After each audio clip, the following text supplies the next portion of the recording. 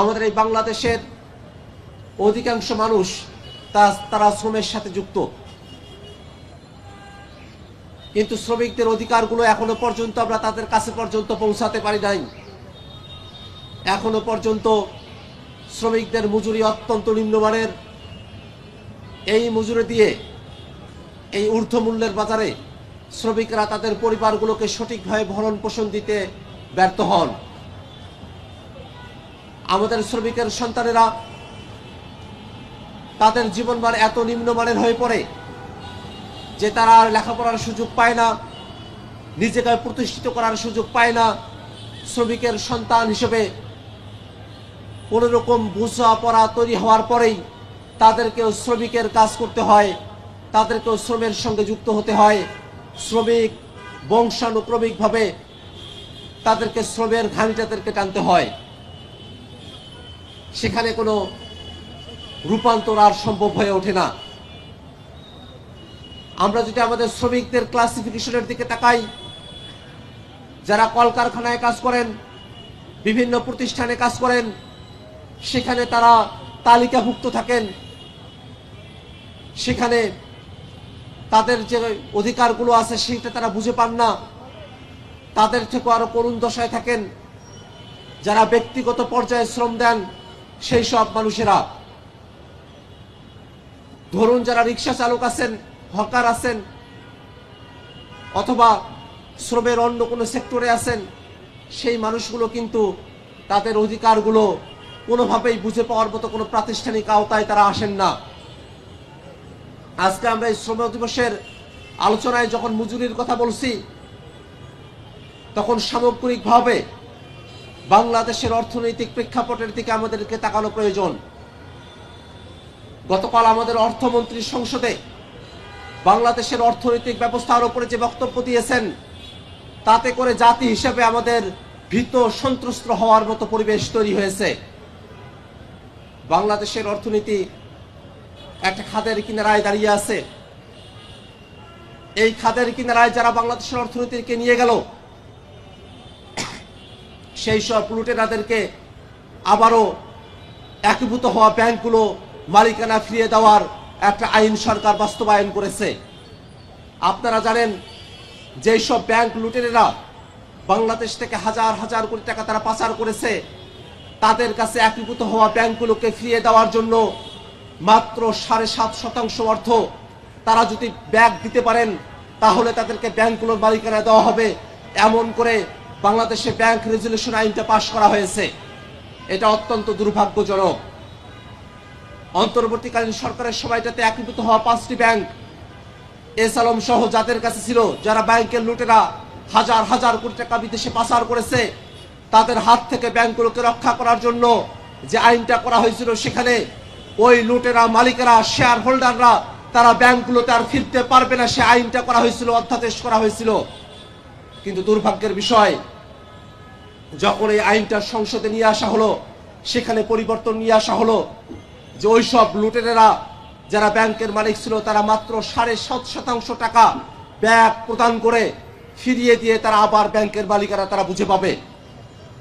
খেয়াল করে দেখুন, কোনো একটি ব্যাংকে যদি সরকার 20,000 কোটি টাকা দিয়ে থাকে, তার মাত্র 750 টাকা ফেরত দিয়ে, মাত্র 1,500 কোটি টাকা ফেরত দিয়ে ওই লুটেরারা তারা আবার ব্যাংকগুলোতে আসতে পারবে।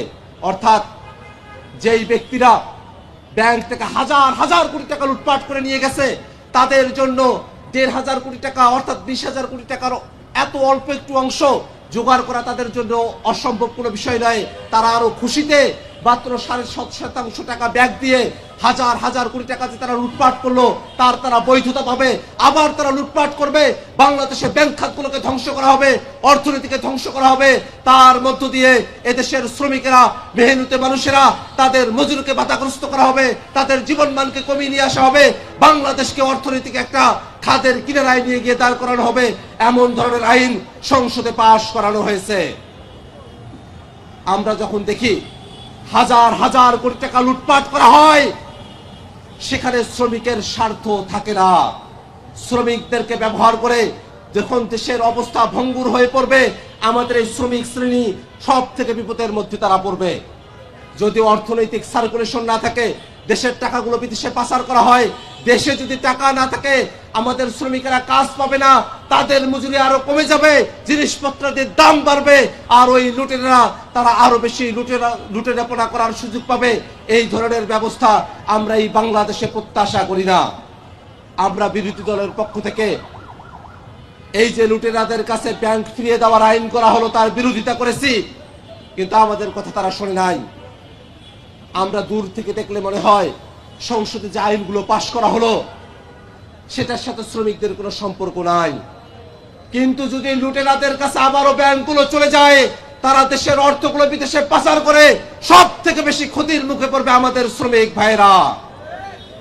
কারণ তাদের মজুরি কমে আসবে, কর্মসংস্থান কমে আসবে, তাদের পরিবারগুলো আবার পথে বসবে, আমাদের মধ্যবিত্ত শ্রেণী যারা আছে তারাও পথে বসবে।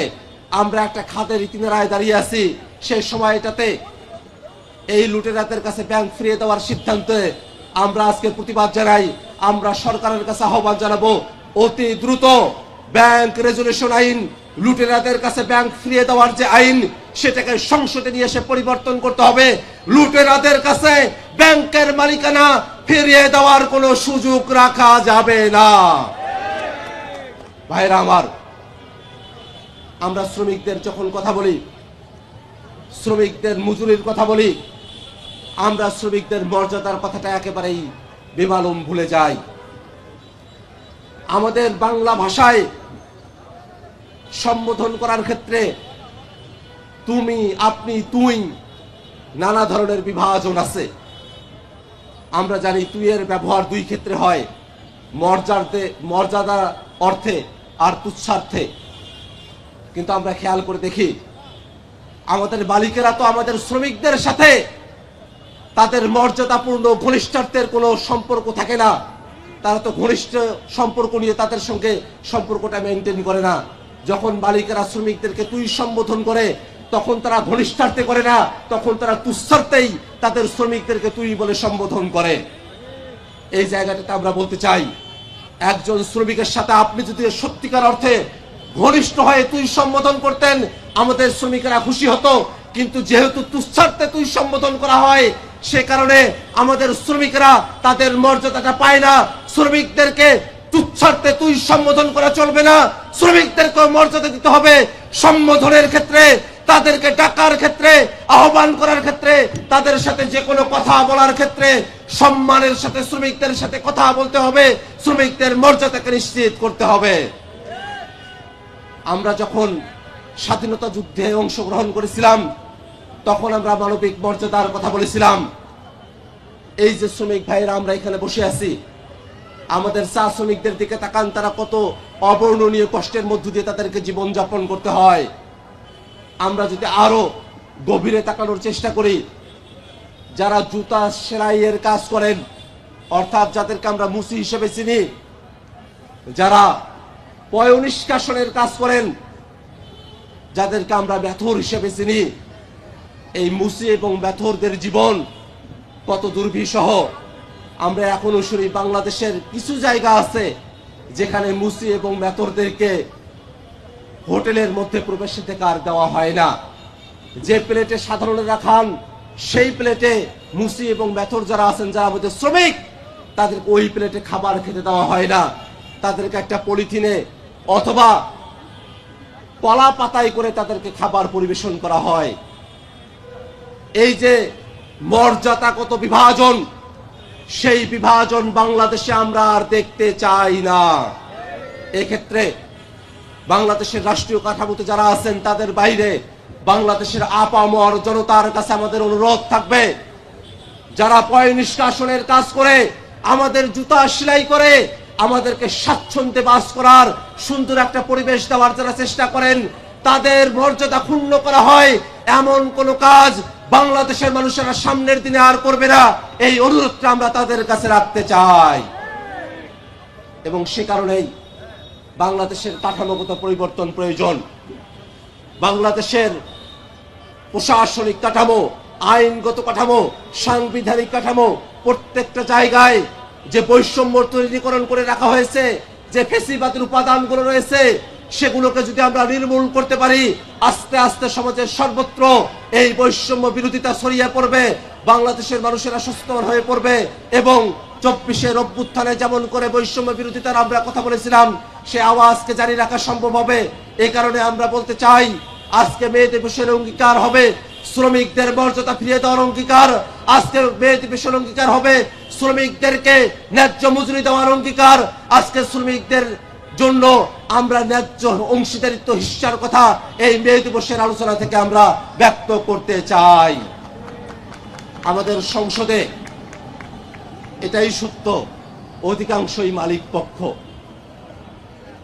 আমরা চাই আপনারা যারা মালিকেরা আছেন আপনারাই সব থেকে ভালো জানেন শ্রমিকেরা কোন জায়গায় কষ্টে আছে, এটা আপনাদের অজানা নয়। অতএব আপনারা মালিক পক্ষ, শ্রমিকের স্বার্থের কথা আসলে উটপাকির মতো করে মাথাটা বালুর মধ্যে গেড়ে দিয়ে আপনারা শ্রমিকের অধিকারের কথাটুকু আপনারা ভুলে যাবেন, শুধু নিজের হৃষ্টপৃষ্ট দেহটাকে বাইরে প্রদর্শন করবেন। সে অবস্থা থেকে বের হয়ে আসুন। শ্রমিকেরা যদি ভালো থাকে বাংলাদেশের শিল্প কলকারখানাগুলো তরতর করে এগিয়ে যাবে, বাংলাদেশ এগিয়ে যাবে, মালিকের স্বার্থ রক্ষা হবে, শ্রমিকের স্বার্থ রক্ষা হবে। এমন ধরনের পরিবেশ বাংলাদেশে তৈরি করা হবে।